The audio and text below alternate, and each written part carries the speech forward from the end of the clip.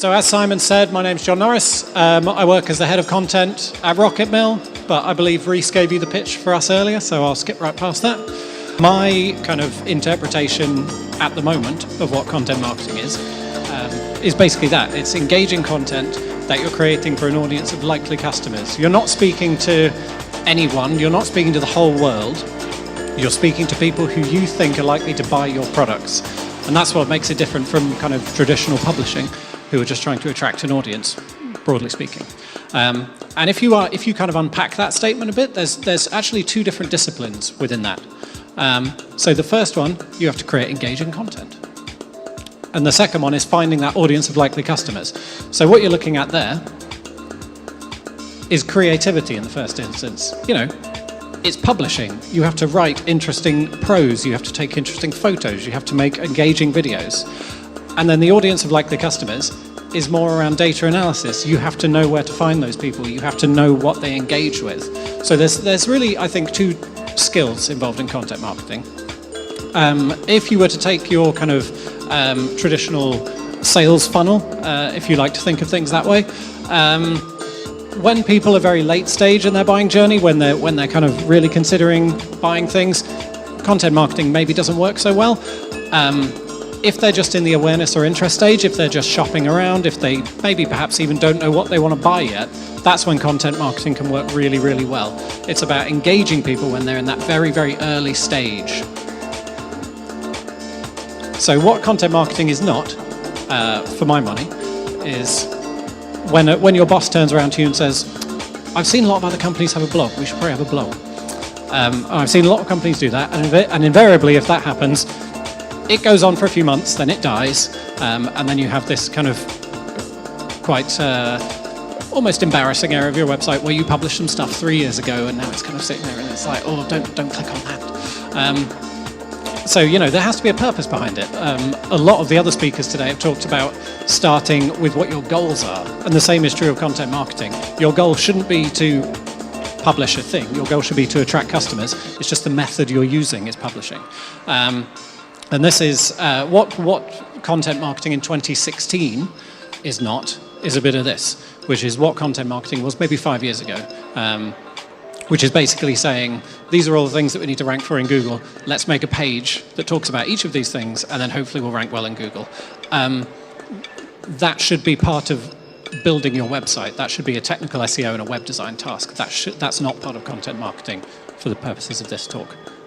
There's a lot of overlap there, but if you want to get really, really into it, then come over to our stand afterwards, and I'll be happy to talk to you about it. So fundamentally, content marketing is talking to your audience, getting to know who they are, what resonates with them, how they think, what sort of stuff they can have a reaction to. And if you think about it, that's basically what publishers have been doing for years. So if you look at some publishers that know their audience really well, a good way to do this is to look at how publishers tell the same story but for different audiences. So if we take an example of a recent big story, the EU referendum, I'm sure probably you heard about that.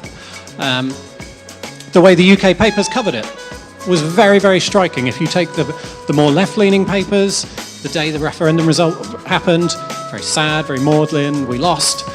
The more right-leaning papers, hooray, English flags, mission accomplished type stuff. It's exactly the same story, but they know their audience really well. They know what's going to resonate with people, and they know what's going to make people pick that paper up off the newsagents and buy it. That's the only difference between the two. They're telling the exact same story. And you can even look further afield. So, you know, European papers, the French took it as an opportunity to give us a bit of a kicking, as you might expect. You know, Scottish newspaper focused very much on the Scottish angle. New York Post tied it into the Trump campaign and the kind of overthrowing of traditional power, and then the New York took the piss of us a bit as well. Again, it's the exact same story. This is based on one referendum result, but you can see the amount of different angles that were taken with them. That's what you have to be looking for as a business. You know your audience better than absolutely anybody. You can tell the same stories as everybody else, but it's how you tell those stories and how that resonates with your customers that's going to make your content marketing really successful. So if you take out the end bit of that equation, if you're not targeting your content at likely customers, and you get rid of that, you're just creating engaging content, which is fine, But as Nathan mentioned earlier, there are however many trillion searches online every year. Are you trying to attract all those people to your website? Do you need all those people on your website to win business? Probably not. Probably you actually only need a few hundred or a few thousand. And that's where how you target your content can get those people on your website. It's also, I think, as digital marketers, we often get obsessed with Google. Google is this monolithic thing that sits above everything we do. But actually, for content marketing purposes, Google is kind of less important than it's ever been. So if you look at, for example, organic results, so this is basically the page you get when you search for anything. Obviously, you have the ads at the top, and used to be down the side as well. But the organic results, which is where, again, as Nathan was saying earlier, where small businesses can really compete, where it's more of a level playing field. About a year ago, that was the space you got for organic results. Now, it's that. So you have much less real estate to play with. Obviously, you can scroll down and get more, but this is the first thing you see. So Google, they're a business, they want to make money. They put the people that pay money at the top.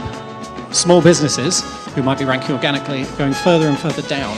So it's harder and harder for you to get that real estate. And it's even more true on mobile. So if you were to search, so this is a very competitive search result. Payday loans. Don't know if there are any payday loan companies here. You have your paid results at the top, but on a mobile, you're not even seeing the organic results. You have to actually go way, way, way, way down to get to them. So it's a really, really incredibly competitive playing field, Google. So you have to put a lot of effort in to even compete there. But Google isn't the whole world. If you look at who here spends a lot of time in Google Analytics, looking at how their websites are performing and looking at where their search traffic's coming from. So what you probably see, if you look at traffic from search engines, you probably see a split, something like that. Most of it comes from Google, a little bit comes from Bing, probably not that much. They like to talk up their market share, but no. A little bit from Yahoo, and that's where you'd expect your search engine to be coming from. But if you look at a publisher's sources of traffic, so for example, this is BuzzFeed's traffic. You can see they're getting their traffic from all over the place. So they're getting a whole bunch off Snapchat. Anybody here use Snapchat? Yeah, a couple of tentative hands there. A lot of direct traffic, that's just brand awareness. That's people knowing about BuzzFeed and going straight there.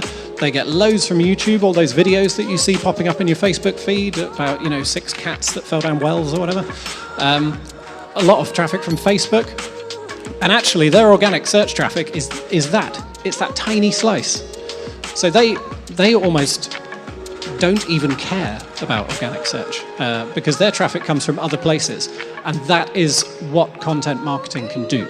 If you're creating content that really, really engages with people, they're going to share it on those platforms. They're going to engage with it organically. Google has an incredibly complex ranking algorithm that takes into account technical best practice on page speed, how much text is on there, whether it's mobile friendly. All these other platforms, all they care about is whether users are engaging with your content. That's the only ranking signal that matters. And you can get a hell of a lot more traffic through these platforms than you can from Google. And again, it's all about knowing your audience. And that's it.